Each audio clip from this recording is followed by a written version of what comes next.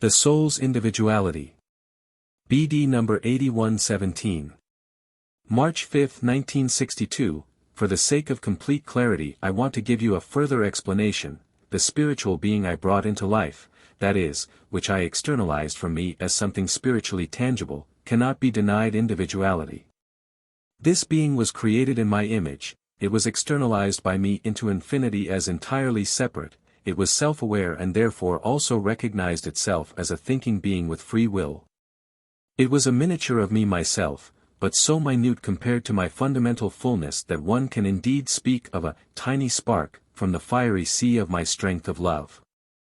And yet it was an individual with self-determination, except that through the influx of strength of love it was constantly in contact with me, but it did not hinder the being in any way.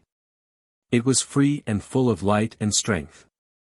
It was a divine creature which had come forth from me in supreme perfection and from my side experienced no limitation of any kind. Any limitation or restriction of its light and strength was caused by itself because it was able to make its own choices.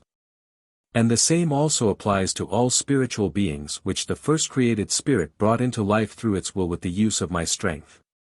They, too, were supremely perfect. Every being was conscious of itself and thus an individual which was able to be separately and fully independently active in the spiritual kingdom in free will.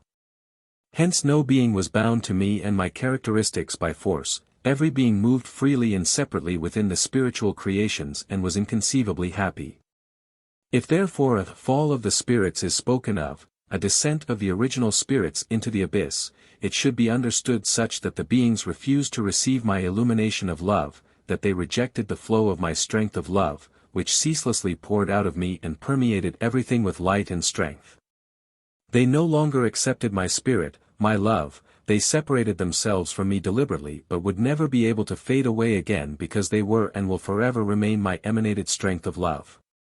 Each fallen original spirit was a being in its own right, an individual, and will remain so for all eternity. It strove away from the eternal light, from the primary source, and therefore deprived itself of all light and strength. But the original spirit remained the being which once came forth from me in supreme perfection.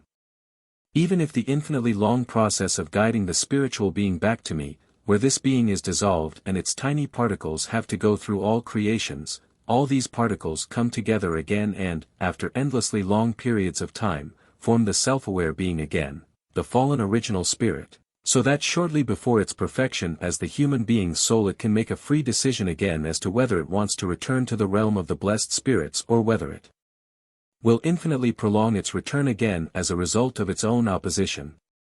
However, the self-aware being, the human being, shelters as soul the spirit I once externalized, which will always and forever remain the same individual that once originated from me. It was perfect and chose the abyss of its own free will, but it did not cease to exist, it did not become fragmented, it is and forever remains the self-aware being, with the exception of the path of return through the creations when its self-awareness is taken away, when it is dissolved and in the state of compulsion takes the path of higher development. And even if the being has to travel the path through the creations more than once, it will always remain the same self-aware being which once turned away from me, which rejected the strength of my love and thus deliberately separated itself from me, despite the fact that this can never happen because everything that emerges from me will always be inseparably connected to me. Thus the apostasy of the spirits is also to be understood literally. The self-aware being I once emanated fell because I did not stop it and because it was able to determine its own fate in free will. And this spiritual being must return to me again in supreme perfection if it wants to unite with me in order to be incomparably happy forever. For as soon as I can permeate it with my love again it will also regain its original state. However, it always remains aware of itself, it is lovingly united with me and yet a free being which nevertheless has entirely entered into my will and therefore can create and work with me in inconceivable happiness. Amen.